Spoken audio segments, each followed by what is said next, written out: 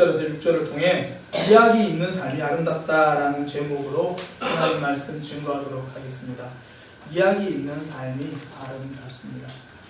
제가 청소년 시절부터 가지고 있던 기도 제목이 하나가 있습니다. 계속 기도하고 있던 기도 제목인데요. 하나님, 제 속에 사랑이 있게 해주세요. 이게 제가 믿음이 좋아서 이렇게 기도한 게 아니라 청소년 시절 제 모습을 보면요, 이리 봐도 저리 봐도 사랑이 없는 거예요. 제 모습을 보면 정말 사랑이 텅 비어 있는 거예요. 그러니까 남들 보기에는 그렇지 않은 척은 하는데 사실은요, 저는 청소년 시절에 중증 장애인들을 보면 좀 꺼려지는 마음이 있어요. 먼저 다가가기 좀 힘들고 좀 꺼리고, 그리고 사람들 중에서 자기 생각만 하고 일방적으로 막 행동하는 사람들 보면요, 눈살이 찌푸려지고, 내 마음에 맞지 않는 사람들을 보면 판단하고 정죄하고 또 그거를 입 밖으로 내면서 틀렸다라고 말하는 경우도 참 많았습니다. 그러니까 용납하지 못하는 모습, 품어주지 못하는 모습, 사랑이라고는 눈 씻고 찾아볼 수가 없는 게 제 마음이었어요. 근데 하나님 만나고 나서부터는 이런 제 모습이 너무 싫은 거예요.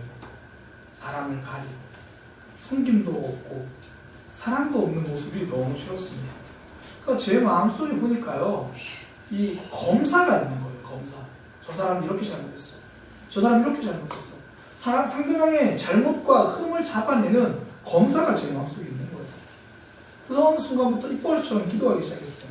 하나님, 사랑이 많은 사람이 되게 해주세요. 그래서 제 속에 검사 같은 마음 말고 다른 사람을 좀 이렇게 품어주고 변호해주는 제 속에 좀 변호사 같은 마음이 좀 있었으면 좋겠습니다. 기도했거든요. 기도할 때뿐이더라고요.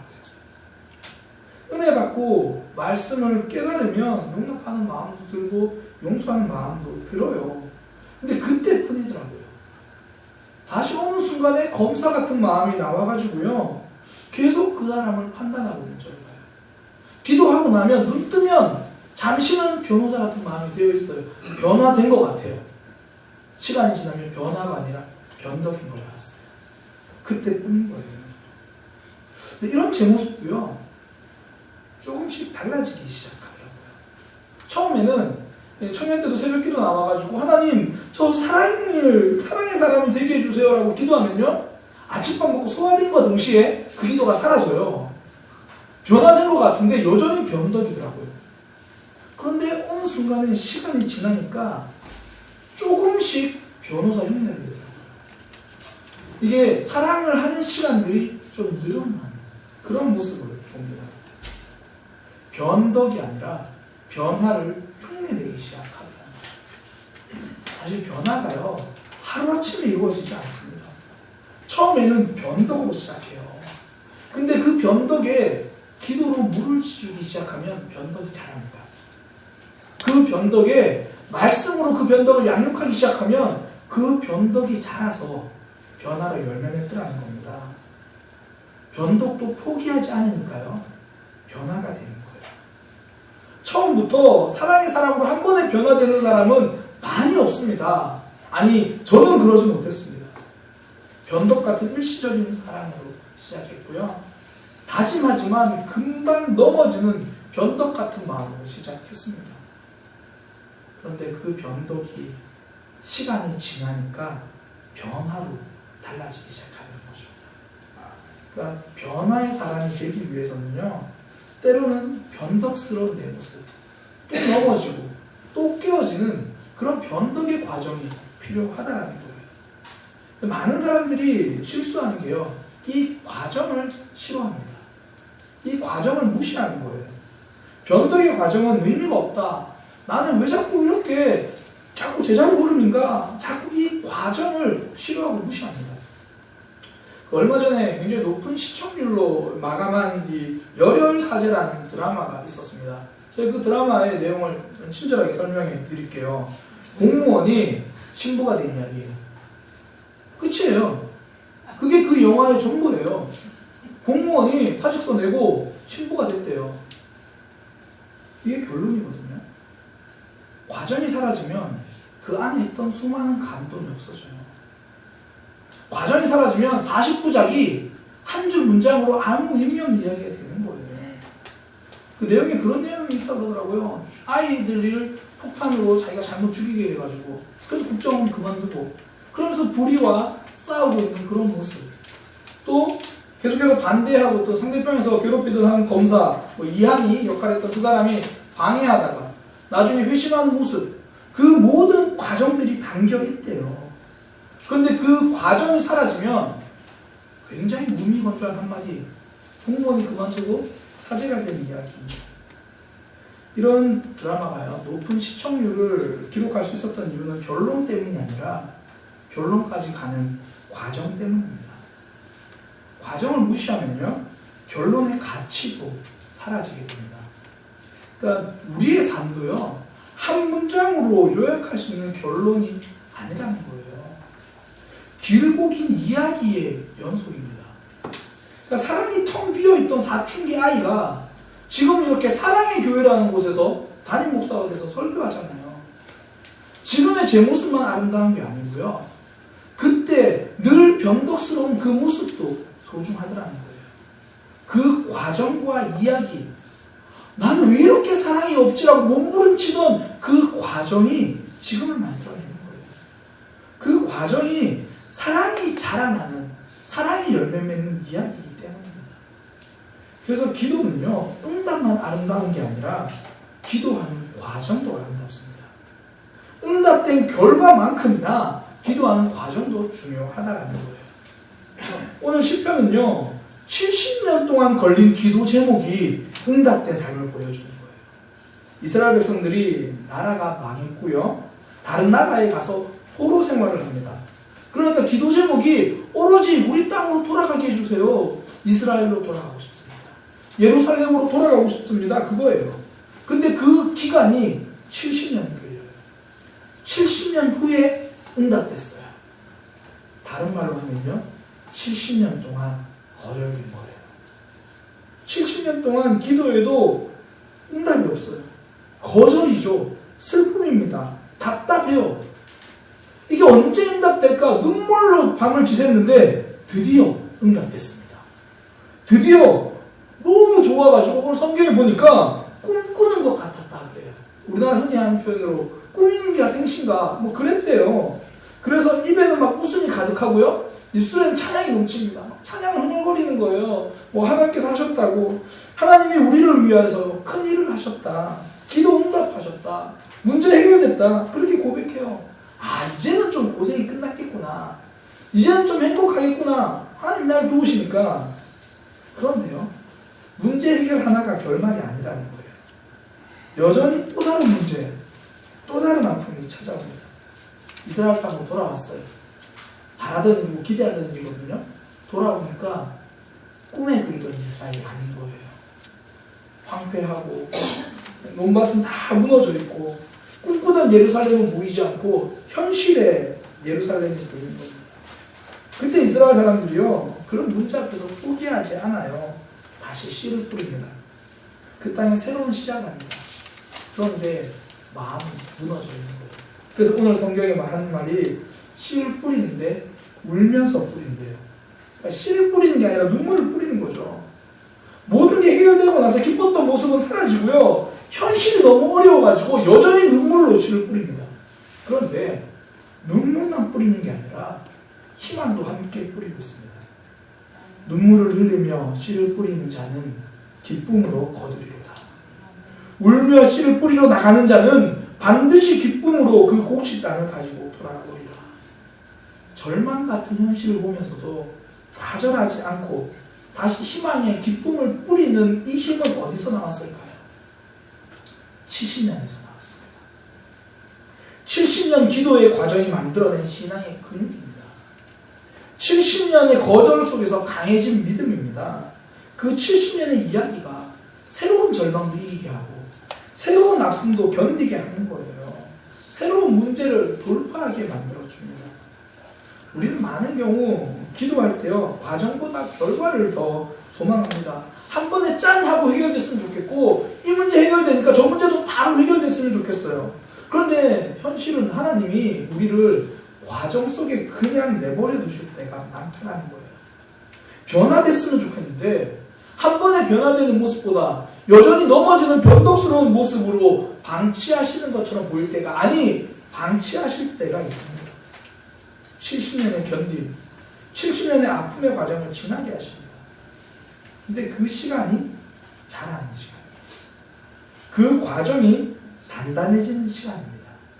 새로운 이야기가 만들어지는 시간이에요. 신앙은요, 이야기 만들기입니다. 그러니까 우리의 삶 가운데 자꾸 해결에 관심을 가지는데 하나님은 우리 그 과정에서 만들어지는 이야기에 관심을 가지는 거예요. 문제 해결이 인생 해결 아니잖아요. 저보다 더 많이 살아보셔서 알잖아요. 문제 해결이었으면 좋겠는데 삶은 문제 연결이죠. 이거 끝나면 또 연결되고 또 연결되고 계속 그래요. 대학생들 이제 대학 합격했다고 굉장히 뭐 좋아하죠. 그러나 중간고사 때 굉장히 힘들었잖아요. 계속 그래요. 졸업하고 나면 졸업하기도 싫죠. 취업해야 되니까. 결혼하고 싶죠. 결혼하고 싶죠. 아, 이게 아멘 해야지. 그래 내가 설교할 수 있지. 결혼하고 싶죠. 자녀들이 결혼했으면 좋겠죠. 네. 근데 결혼하면 끝나고 그냥 행복이 찾아오는 게 아니라는 거예요. 그 속에서도 또 다른 과정, 또 다른 문제가 연결된다는 거예요. 그래서 기도는 응답만 중요한 게 아니라 응답받는 과정이 중요합니다. 그 속에서 자라난 신앙이 다음 문제도 이기게 만들어지기 때문입니다. 새로운 이야기를 만들어가는 거예요. 성경에 보면 수로보니게 여인 이야기가 나오잖아요. 그 여인에 대한 소개를 성경이 이렇게 해요. 자기의 어린 딸이 더러운 귀신이 들렸다고 해요. 그러니까 어린 딸이래요. 눈에 넣어도 안 아플 딸이죠. 아빠, 엄마를 한번 웃기만 하면 모든 피로가 사라지는 그 어린 딸이 더러운 귀신이 들렸대요. 이러면 딸의 삶보다요 엄마의 삶이 먼저 무너집니다. 수로보니게 그러면 이제 시리아 피니키아 지역에 어쨌든 이스라엘과 다른 나라라는 거예요. 그런데 그 시리아 피니키아 지역에 있던 여인이 이스라엘 예수님을 찾아왔어요. 이게 한 문장이죠. 삶에서 수많은 절망이 있었다는 얘기예요. 다른 나라까지 찾아와가지고 다른 나라의 한 사람 앞에서 무릎 꿇고 내 딸을 고쳐주세요라고 말할 만큼 방법 다 써봤다는 이야기예요. 내 어린 딸을 어떻게든 고쳐보겠다고 수많은 눈물의 시간들, 절망의 시간들을 보냈다는 거예요. 그런데도 방법이 없어가지고 이제 예수님 앞에 나왔어요. 예수님 고쳐주세요. 그런데 예수님도 치료를 거부하십니다. 나는 이스라엘 사람들을 위해서 왔어. 나는 다른 민족에게는 관심이 없어. 그리고 굉장히 유명한 성경 표현 그대로 나는 자녀들의 빵을 개들에게 던져주는 마음이 없어. 성경 표현 그대로 하면 나는 개와 같은 너희들에게 치료하지 않을 거야. 그렇게 예수님이 말씀하신 거예요. 그러자 그 어린 딸을 둔 엄마는 이렇게 말합니다. 맞습니다. 저희를 개라고 불러도 좋습니다. 내 딸을 개 취급하셔도 좋습니다.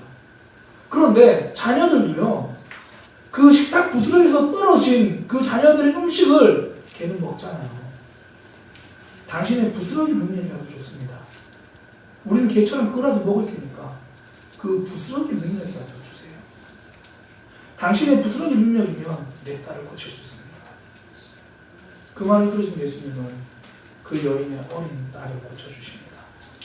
저는 사실 아직도 예수님이 왜 이렇게 심하게 말씀하셨는지 사실 마음으로 잘 이해가 안 돼요. 예수님이 왜 이렇게 거절하셨는지 잘 이해가 안 돼요. 근데 하나는 확실히 알겠어요. 그 어린 딸의 엄마는요 거기서 포기하지 않았다는 거예요. 또 그 딸이 치료되고 나서 예수님이 이렇게 말씀해 주셨어요. 너는 큰 믿음을 가졌다. 이제 이 그녀는요, 이 여인은요 단순히 문제 해결이 된 게 아니라 큰 믿음의 사람이 된 겁니다. 이제 웬만한 문제에는 끄덕도 안 하는 거예요. 큰 믿음의 사람. 신앙은 그래서 해결만 선물이 아니라 과정도 선물입니다.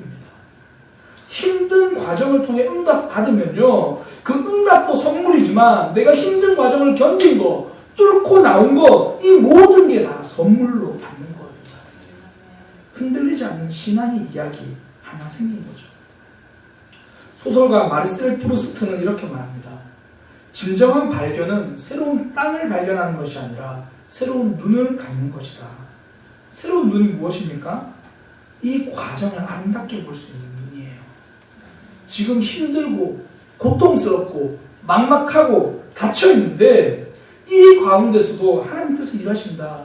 이 과정이 나에게 이야기를 만든다라는 그걸 볼 수 있는 눈, 이 새로운 눈, 이것이 새로운 눈입니다. 사단은 우리에게 이렇게 속삭이잖아요. 지금 그 과정은 필요 없는 거야. 빨리 결론에 도달해야지. 그 과정 너무 힘들잖아.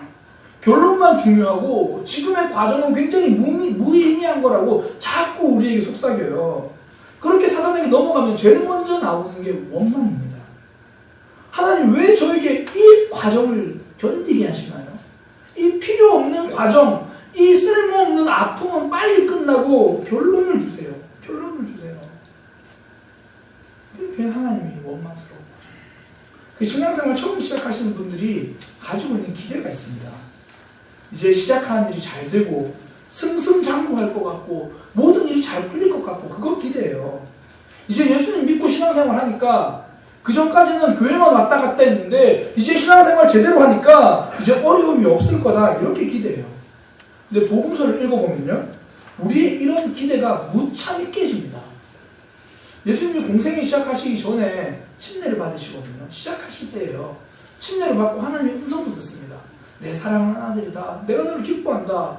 그렇게 듣고 나면 이제 탄탄대로가 펼쳐져야 되는데 그 다음 사건이 예수님이 시험 받으십니다.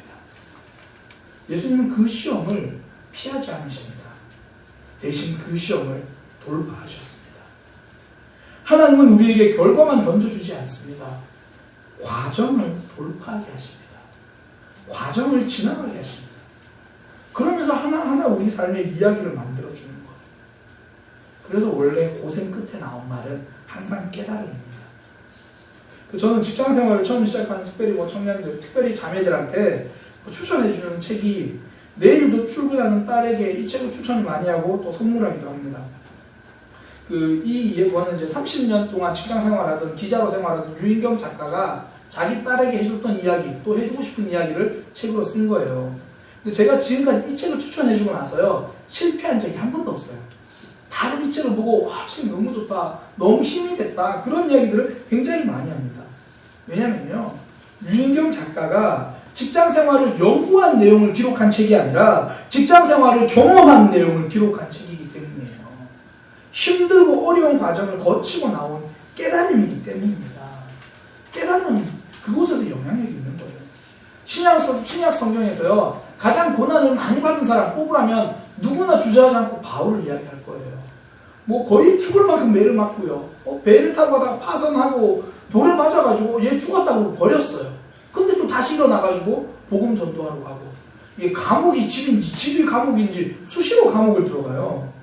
그런 아픔과 눈물의 과정을 통해서요, 바울은 13권의 신약 성경을 기록하게 됩니다. 바울의 아픔과 눈물의 과정, 그 눈물의 이야기를 통해서 빛나는 인생, 영향력 있는 인생이 되었습니다. 우리 삶에서 그렇잖아요. 힘들 때 기도해보고 정말 답답했는데 하나님께서 응답해준 경험이 있는 사람은요, 다른 사람이 지쳐있을 때 힘들 때 가서 기도해보라고 권면하더라고요. 그리고 그 사람 손잡고 기도해주더라고요. 그 권면이 힘이 있습니다. 그 손잡고 하는 기도에는 진심이 있는 거예요. 제가 이전에 만났던 청년 중에 한 청년이 내가 교회를 떠나야겠다라는 생각을 이제 늘 가지고 있었대요. 언제든 떠나야겠다. 그러니까 교회 안에서 사람들과의 관계가 지친 거예요. 그러니까 다른 친한 청년들이 늘 힘내라, 함께 신앙생활 열심히 하자, 그렇게 권면을 해도 그 말이 안 들리더래요. 아니, 듣기도 싫고 사실 귀도 막고 그냥 돌아앉아 있었대요. 그러다가 하나님을 깊이 만나고 나니까, 은혜를 경험하고 나니까 그 지체들의 권면, 그 공동체가 너무 힘이 된다는 걸 깨달은 거예요. 그때부터요, 그 지체는 돌아가는 사람들 만날 때마다 공동체가 얼마나 힘이 되는지, 교회에서 얼마나 함께하는 사람들이 힘이 되는지 그거 설명하고 다니더라고요. 그리고 지쳐있는 사람들한테 가서 나도 그랬었어, 나도 사실 그래서 교회 떠날까 생각했어, 그런데 같이 있으니까 힘이 되더라, 그 이야기 하더라고요. 아픔의 과정이 그 사람을 살리는 사람으로 만들었습니다. 영향력 있는 사람으로 만들었습니다. 이야기가 있었잖아요. 슬픔이 있었잖아요. 이야기가 삶을 영향력 있게 만드는 거예요. 이야기가 삶을 아름답게 만드는 거예요. 삶은 어려움의 연속입니다. 신앙생활 고난 참 많습니다. 근데 어떤 사람은 그 시간을 지루한 원망으로 보내는데 어떤 사람은 그 시간을 하나님을 기대하는 이야기 시간으로 만들더라는 거예요. 저와 여러분은 이 과정을 원망의 시간이 아니라 하나님을 기대하는 이야기의 시간으로 만들기를 소망합니다. 그러기 위해서 우리에게 필요한 것은 이 과정의 시간을 소중하게 보는 눈이에요. 이 과정을 소중하게 사용하는 거예요. 포로 생활에서 돌아온 이스라엘 백성들은요, 정말 절망이 없고 힘들었지만 포기하지 않았어요. 그 시간에 씨를 뿌렸습니다. 소중하게 썼습니다. 이 과정을 통해서 하나님을 기대하기 시작한 거예요. 우리의 매일 순간을 소중하게 여기는 것, 어떻게 바라보는 겁니까? 내가 성장할 수 있는 시간으로 바라보는 겁니다. 어떤 사람은요, 항상 눈이 성공에 가 있어요. 성공에 가 있으니까 지금의 현실이 늘 좌절인 거예요. 나는 성공하지 못하지. 그러나 성도는 눈이 성장에 가 있습니다. 매 순간 내가 성장할 것들을 찾아가는 거예요. 제 신학교 동기들 중에서 전부 다 사역을 합니다. 근데 대부분 사역을 시작할 때 담임 목회자로 시작하지 않아요. 처음에는 이제 부교육자로 시작하거든요. 그런데 그 다른 교회에서 사역하는 동기들을 보면요, 정말 힘들게 사역하는 사람이 있고 정말 행복하게 사역하는 사람이 있어요. 차이가 뭐냐면, 힘들게 사역하는 사람들을 보면 나는 지금 이 교회에서 다닐 사람이 아닌데, 나는 담임 목회할 건데, 나는 담임 목회할 건데, 난 저 목사님처럼 목회 안 할 거야.